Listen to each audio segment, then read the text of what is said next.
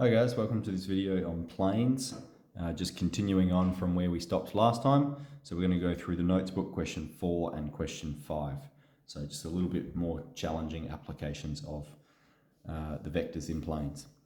So firstly, we've got this plane here, x plus ky. We don't know what this coefficient is, all right? It's some plane, and that value of k is going to orientate it. Okay, we've said if you've got a plane, you know, there's lots of ways that a plane can be orientated in three-dimensional space, and k is going to determine which way it's orientated. All of these values do, but these ones are set, and so k is going to be one of those that dictates it.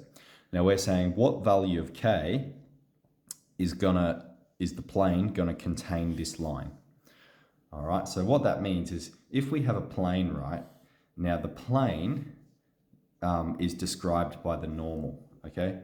And the normal has direction here. The normal of this plane has direction 1, k, 1. That's the direction of the normal to this plane. Now, if the plane contains this line, what it means is this line and the normal are going to be perpendicular to one another. Okay, why is that? Well, the normal is perpendicular to the plane, and so if the line is going to exist in the plane, it must also be perpendicular to the normal. So what that means is it's going to occur when the dot product of the two direction vectors is equal to 0. All right, so if we think the direction of this normal is 1k1, and the direction of our line is -2, 1, and 3. And these are going to be perpendicular when the dot product is 0. So we need to determine what value of k makes that true. So let's go through here. We're going to have -2 plus k and then +3 equals 0. And we can rearrange here. We'll get k equals -3, and we've got -2 plus k, and we'll have k equals -1. So when k is -1, the planes meet. The plane and the line meet. Now, is that all we have to do for this question again? Just check quickly. For what value of k does it contain the line? Yep. All right. So then. Let me demonstrate that that's true to you. So when k is -1. Now what I've got here, so I'm using, what's it called, Geogebra. And you can see I've got the plane there. And it's this one here, x plus y plus z equals 3. Now I've got a positive value, +1 for y. And what we have is k. We don't know what that value is. You know, it could be 2, it could be 3, it could be 5. And notice how me changing those values changes the orientation of the plane. I've also got the line sketched there. That's this one here. All right, that's the black line. And we're saying, well, what value of k is going to make the plane contain the line? Well, our answer was -1. So when I change the coefficient of y to -1, we should see that they exist on the same plane. So backspace that, -1y. And look at that. Okay, the line and the plane are parallel. They exist on the same plane.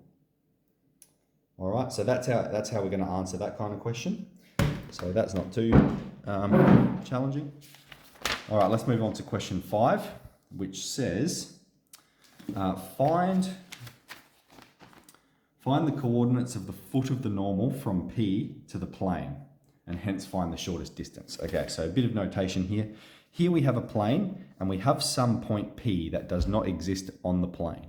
And we're asked, what is the shortest distance from P to the plane? That's the second part. The first part is, what is the coordinates of the foot of the normal?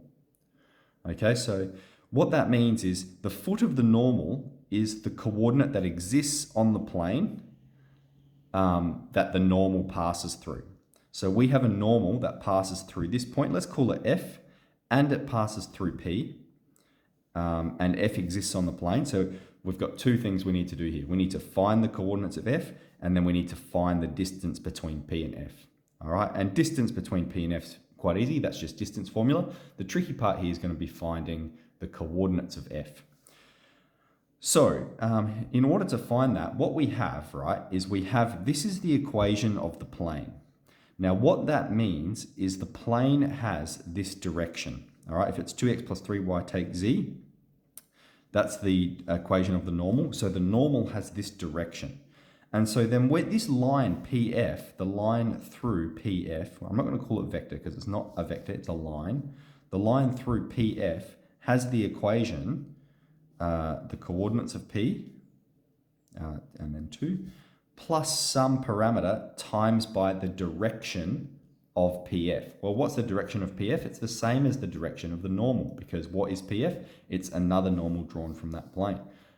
So the direction of our normal is 2, 3, minus 1. All right, so that's the line through PF, right? And so what we need to do is we need to say, well, what are the coordinates of F? Well, the coordinates of F are going to occur when PF satisfies the equation of the plane. So what we're going to do is let's write it in vector form first. So we've got x is minus 1 plus 2t. We'll have y is minus 2 plus 3t.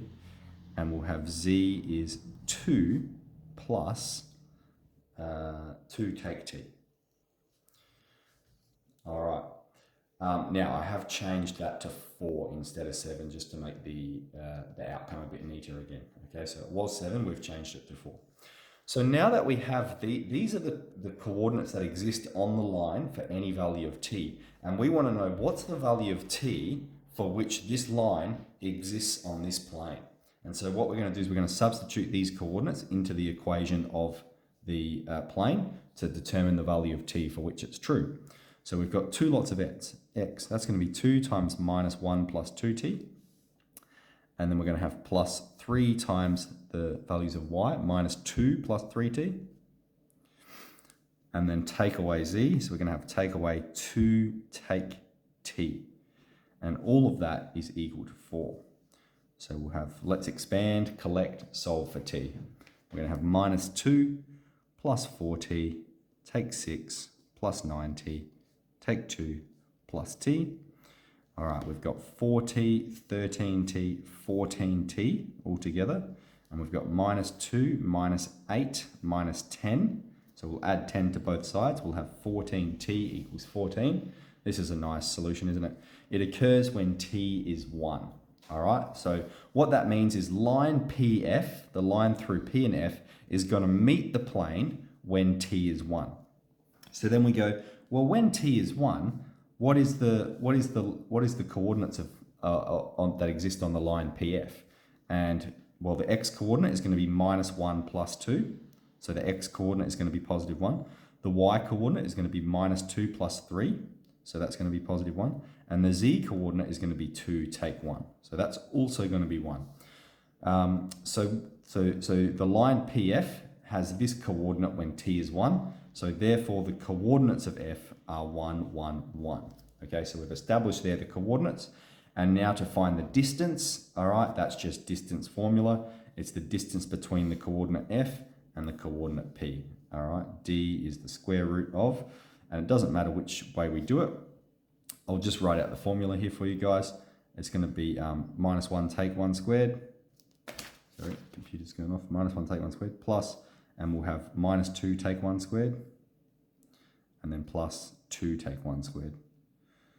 All right, we'll evaluate that. We're going to have 2 squared plus 3 squared plus 1 squared. So root 4, 9 is 13, root 14. The distance between them is root 14 units. Now with that, all right, so in order to do that, we had to go through and find the coordinates of f. Now there's actually a formula that you can use to bypass the process if you're not required to find the coordinates of f, and that's this one here, and it's one that you do derive later in the exercise. It's very clear on how to use it, the instructions presented there. That will just generate the distance. It won't tell you the coordinates of the foot of the normal. They need to be established through this process.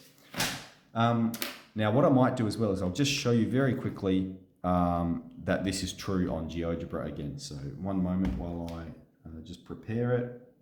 So we've got point P, we've got the plane, we've got the line,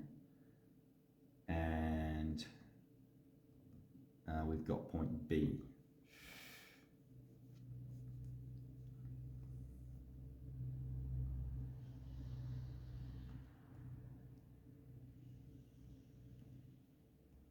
Got the wrong plane written in here. 2x. One moment, let me just set this up. There we go. I just had the wrong coordinate of P when I'd written it in. So what you can see is we've got coordinate B there, and here I've coordinate P, sorry, that's the coordinate we're asking. Then we're saying what's the coordinate where it meets the plane, and that's going to be coordinate B. We've called it F in the question, but you can see that one there, that it exists on the plane. We found the coordinates of that point. So that's what we're doing in those questions where we do take it a little bit further. Yeah, great work and good luck with the rest of this exercise.